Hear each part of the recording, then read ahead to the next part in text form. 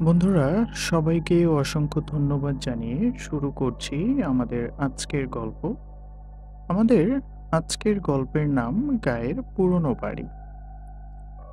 এক ছোট্ট গ্রামে ছিল একটা পুরনো এবং ভাঙাচোরা বাড়ি। বাড়িটা বছরের পর বছর তালাবদ্ধ ছিল। কেউ সেখানে ঢুকতে সাহস করত না।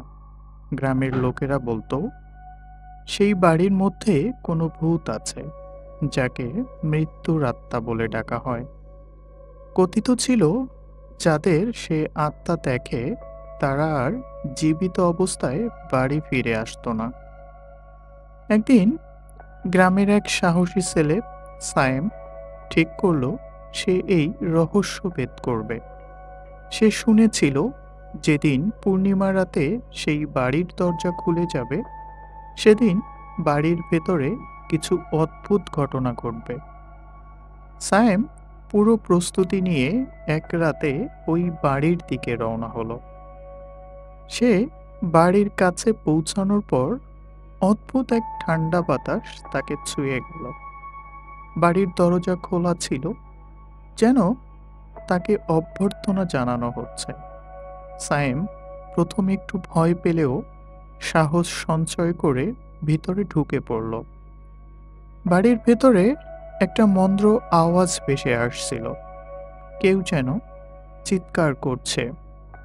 সায়েম আরও একটু এগিয়ে গেল। হঠাৎ তার চোখের সামনে এক অদ্ভুত দৃশ্য হাজির হলো। দেয়ালগুলো কাঁপছিল এবং ঘরের কোণে একটা অদ্ভুত ছায়া ছিল। ছায়াটি ধীরে ধীরে রূপ নিল একটা ভয়ঙ্কর মূর্তিতে। একটি মৃত মানুষের আত্মা। তার চোখ দুটি ছিল লাল এবং গা থেকে রক্ত ঝরছিল।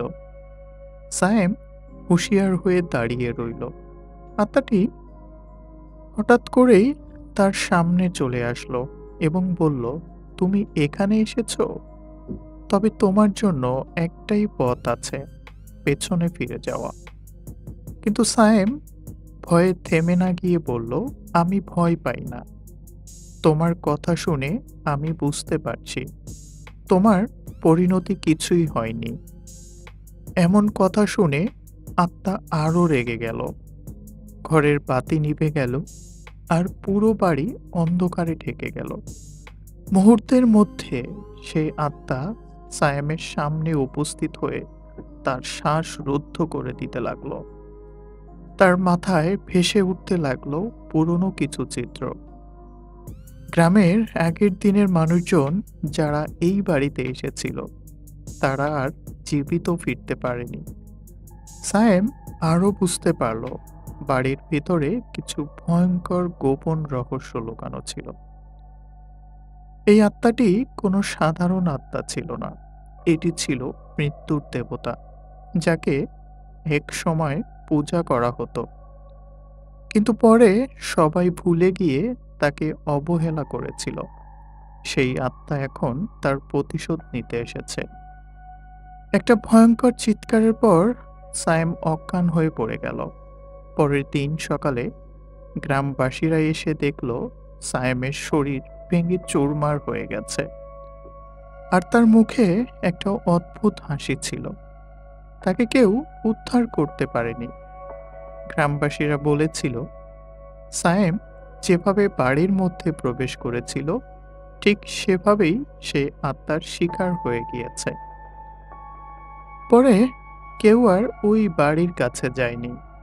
গ্রামের লোকেরা বলল, বাড়ির ভেতরে যে আত্মা বাস করে সে শুধুমাত্র সেই সব সাহসী মানুষদের শিকার করে যারা তার রহস্য জানার চেষ্টা করে।